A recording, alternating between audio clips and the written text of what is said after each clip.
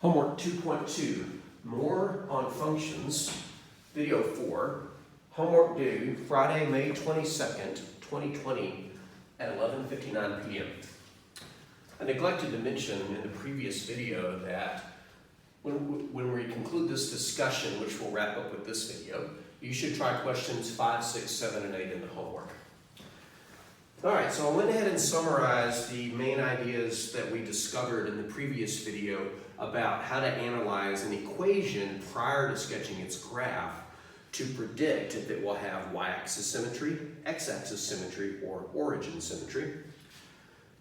To check for y-axis symmetry, changing x to negative x preserves the equation. For x-axis symmetry, changing y to negative y preserves the equation.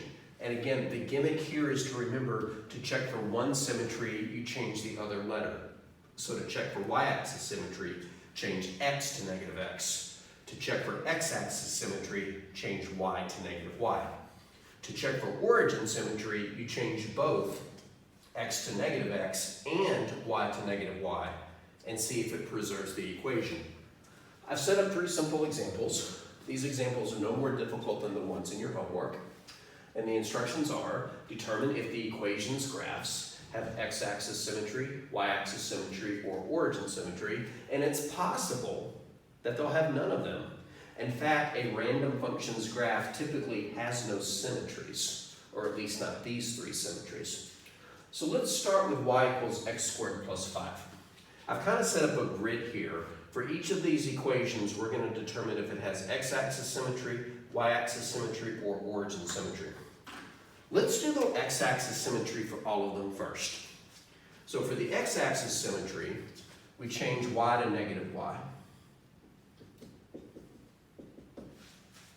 And the easiest way to do that is to take out the y and replace it with parentheses. And then fill in that parentheses with a negative y. Now in this example, I really didn't need the parentheses because there's nothing around the y.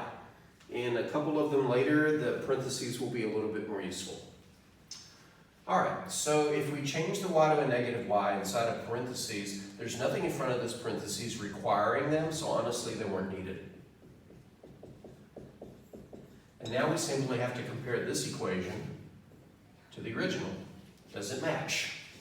Not quite. It doesn't match because I just introduced a negative in there, and it's still there. So since this doesn't match the original equation, that means that this equation's graph does not have x-axis symmetry. Let's try the next one. X equals 3y plus 7. Same story. Some chatter out in the hallway, sorry if you're picking that up.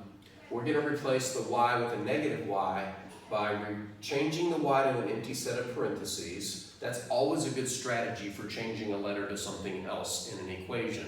Replace it with parentheses first. Now change it or fill in the parentheses with a negative y. And let's do whatever we set up. The only thing we really set up here was 3 times negative y, which is negative 3y. The plus 7 is still there. The x equals is still there. Here's the equation after changing y to negative y. Does it match the original? Almost, except for that negative. Now at this point you might be thinking, isn't that negative always going to hang around? Not always, as you're about to see. But because this equation after changing y to negative y does not preserve the original equation, this also does not have x-axis symmetry. For the third one, why is this third one a little different from the previous 2 in terms of its y? This y has a square on it. And guess what's going to happen when we stick a negative inside of it? Alright, let's do the same thing here. Let's take out the y to replace it with parentheses. Leave everything else alone. And then fill in the parentheses with a negative y. Unlike the first 2 examples, this is getting squared. Y squared, of course, is y squared, but what happens when you multiply negative times itself? Negative times negative is positive. This square makes that negative disappear? Is the equation preserved? It's exactly like it started. So this one does have x-axis symmetry.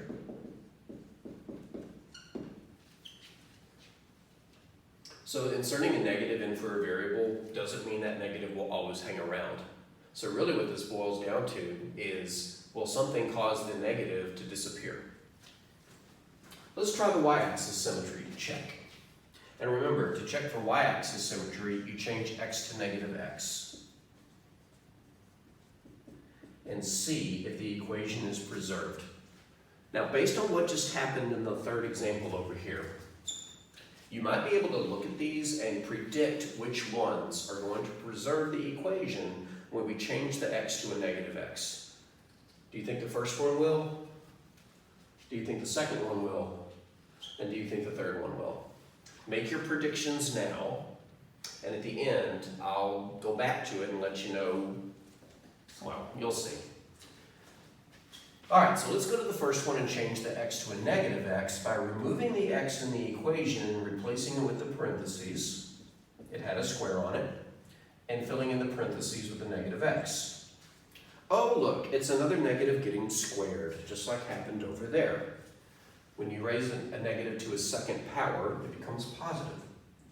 So the negative gets squared into positive, and the x gets squared into x squared, plus 5. Is the equation preserved? Yes.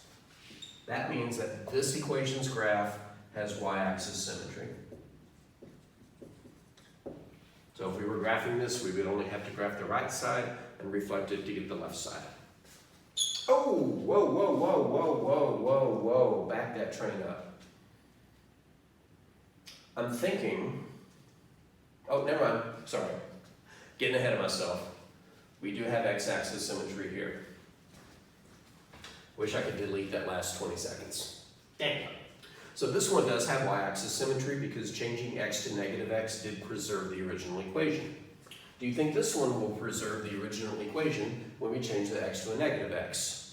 You're probably thinking no, because there's not a square on the x to kill the negative, and you would be correct. If we were to check for y-axis symmetry here, we would replace the x with empty parentheses and fill it in with a negative x. But since that x was by itself, we really didn't need the extra parentheses, so we have negative x equals 3y plus 7.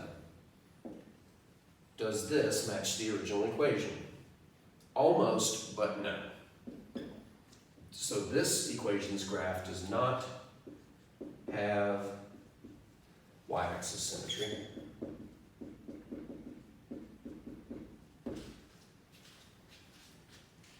Do you think this one does? Do you think if we replace the x with a negative x on this one, it'll preserve the equation? Yeah, for the same reason this one did.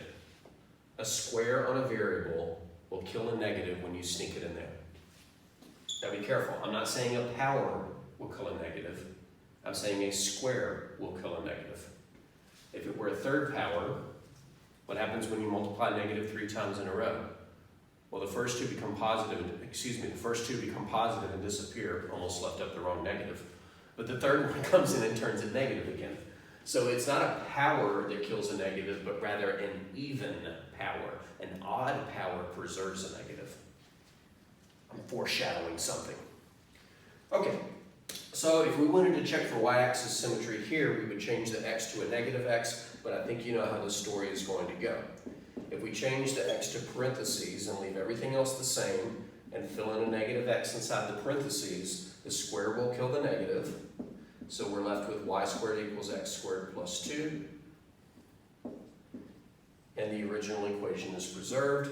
So this equation's graph would have y-axis symmetry. Interesting. This one has both x and y-axis symmetry. How can a graph do that? Maybe I'll show you. Okay, so let's check for origin symmetry.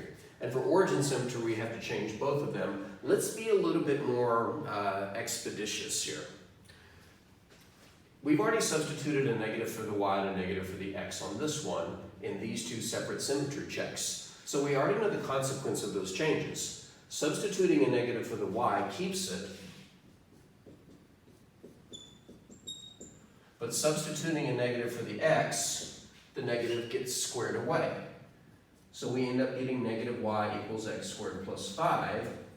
Is that the original equation? No. So this does not have origin symmetry. Not have origin symmetry. Does not have origin symmetry.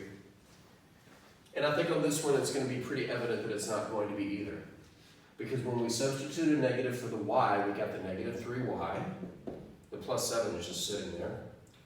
And when we substituted a negative for the x, we got negative x. Is this the original equation? No. And I can't turn it into the original equation. If you're thinking, what if I multiply both sides by a negative? Okay, it would fix that, but ruin this. So sometimes it's not, does it instantly preserve it, but can you manipulate it into the original equation?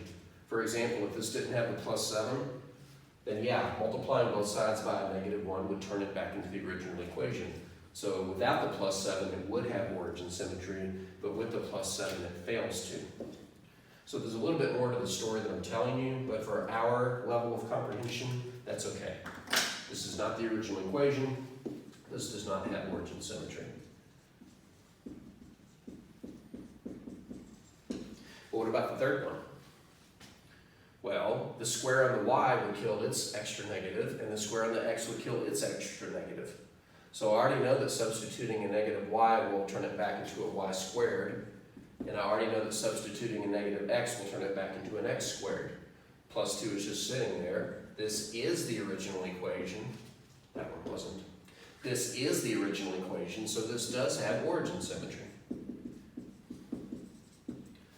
So when it comes to checking for symmetries of equations graphs, it's just a matter of sticking in negatives in the correct places and drawing the correct conclusions. So to summarize, if changing a y to a negative y preserves an equation, then that equation's graph has x-axis symmetry.